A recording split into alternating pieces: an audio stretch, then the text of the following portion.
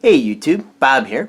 Welcome to the next edition of my first-party Nintendo Players Guides playlist. And in this one we're going to be taking a look at the guides for the Game Boy Advance. Now up until this point, I'm fairly certain that I've had most every guide published by Nintendo.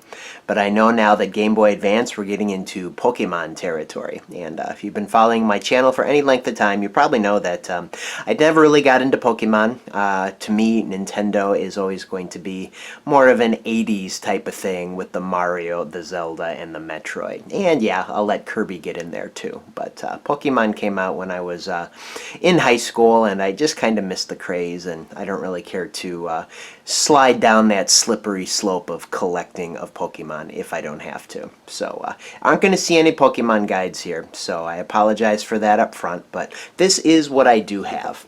And this is actually the time when I started to get back into Nintendo after taking a brief pause from being not a fan, but just being interested in video games in my later high school and early college years. But I did go back and retroactively collect these guides. So we're starting off here with Donkey Kong Country. And this is definitely a remake from the original Super NES game. But here you can see, play it anywhere. They're trying to tout this as, hey, yeah, it is a remake. We've already put this game out, but hey, now you can play it anywhere. You can play it on the Game Boy Player, on the GameCube, back on your TV, which, to be honest with you, even though this one does have some upgrades and new features, I would prefer to play the original on the Super Nintendo. But then you could play it on the go as well on your Game Boy Advance, either the original or the SP. So on the back here it says DK is back. The Super NES Classic returns with new content exclusive to the game. Game Boy Advance. Get the most out of the adventure with the official Donkey Kong Country Player's Guide from the pros at Nintendo Power. So got some good screenshots there. DK is back.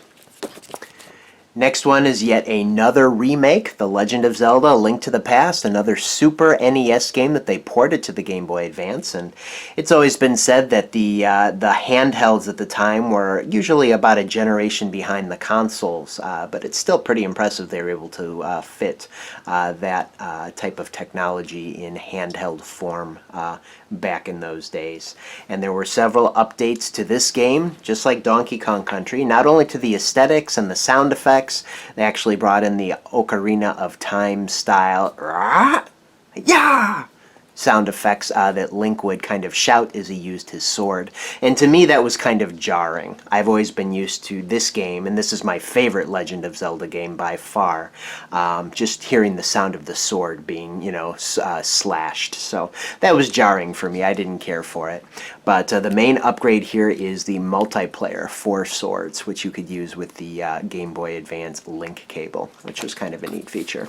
And they've got that outlined here on the back. So, 2 games in 1 game pack. Know all, see all. So, you've got A Link to the Past, and then the new 4 Swords Adventures. And of course there was a, actually this is just 4 Swords. 4 Swords Adventures was actually released on the GameCube a little bit later on. Next one here is yet another Zelda game, except this one is a Game Boy Advance exclusive. This one was new on the system, the Minish Cap. Very good game. This one's touting a bonus poster inside, which if you choose this one for me to take a more detailed look at, might get to see that poster. But turning it around to the back here, Become a Legend. The world's most beloved video game franchise returns with an all-new quest for the Game Boy Advance. Get the most from your journey with the official Player's Guide from Nintendo Power. I've always loved the art here.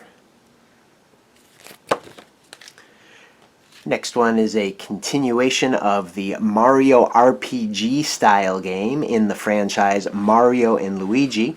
This particular iteration is Superstar Saga. Again, this came out around the time of the Game Boy Player, so they're kind of letting you know you can play it on your TV or you can play it on your handheld Game Boy Advance. Help a brother out. As you embark with Mario and Luigi on an adventure beyond the Mushroom Kingdom, let the official Player's Guide from Nintendo Power be your travel guide.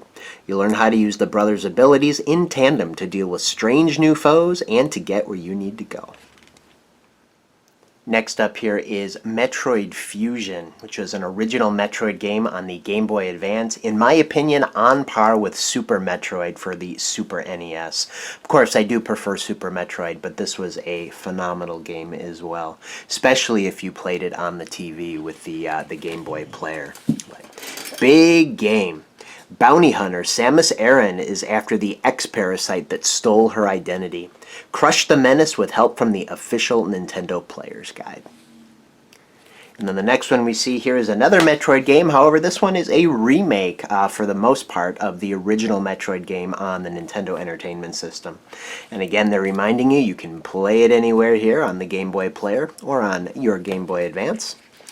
And this one says, Samus's secrets revealed. You may think you know everything about Samus Aran's first fight on the planet Zebes and her connections to the ancient Chozo civilization, but until you delve deep into Metroid Zero mission, you won't know the half of it. Unravel the dramatically spun tale, root out 100 hidden items, and earn the game's best endings with help from the official Nintendo Power Player's Guide. Chock full of advanced strategies and comprehensive maps, the guide provides details that even adventuring experts might miss. It's the definitive source for info on the mission that defines Samus Aran. And yes, that is the original Metroid here, remade in very beautiful 16 or actually 32-bit graphics. Next one here is for, I always love the titling here, Super Mario Bros. 3, which is Super Mario Advance 4. You think they might have made those numbers jibe, but they didn't. As you might know, when the Game Boy Advance first came out, they re-released a whole bunch of Mario games. And Super Mario Bros. 3 was among them, but of course with upgrades, improvements, and additions. So this one, again, reminding you can play it on all your iterations of the Game Boy Advance hardware.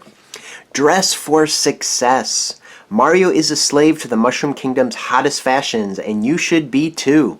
It's kind of a shout out to all the different suits here that were introduced in the game. Nintendo Power's Super Mario Advance 4 Super Mario Bros. 3 Player's Guide will help you choose the perfect style and suit for any Goomba stomping occasion and reveal game-breaking tips straight from the pros. And then the final one here, Yoshi's Island, Super Mario Advance 3. So here's another one. Super Mario Advance 3 was not Super Mario Bros. 3. It was Yoshi's Island. And this is, of course, a remake from the original Super NES game. This is yet another one where I prefer the Super NES version to the Game Boy Advance, even if you played on the Game Boy player. I prefer the original, but still a game with stunning graphics. So beautiful. I've always loved these kind of hand-drawn, crayon-looking type of graphics. So how do you like your eggs? Are you getting scrambled by enemies? Let Nintendo Power's Yoshi's Island Super Mario Advance 3 Official Player Guide help you climb out of your shell. When you crack open the guide, you'll find tasty recipes for finding every secret and beating every level. That's no joke. Oh, so many egg puns here. But yeah, that was the main mechanic of the game. One thing they didn't do is kind of an upgrade. I mentioned that they added Link's vocals to the remade version of Link to the Past for the Game Boy. They didn't really do anything to make Mario's crying any more palatable. But hey, it's kind of like an emergency alarm. You did need to know if he was knocked off Yoshi's back. So I guess being annoying is the way to go. So there you have my collection of first-party Nintendo Player's Guides for the Game Boy Advance. In the description for this video, you're going to find a link to a survey in which you'll be able to vote for the 3 guides of these here that you would like me to take a more in-depth look at in part 2 of this video. So definitely look for the link to that form in the description, vote for what you want to see next, and be looking out for that one next time. Until then, take care.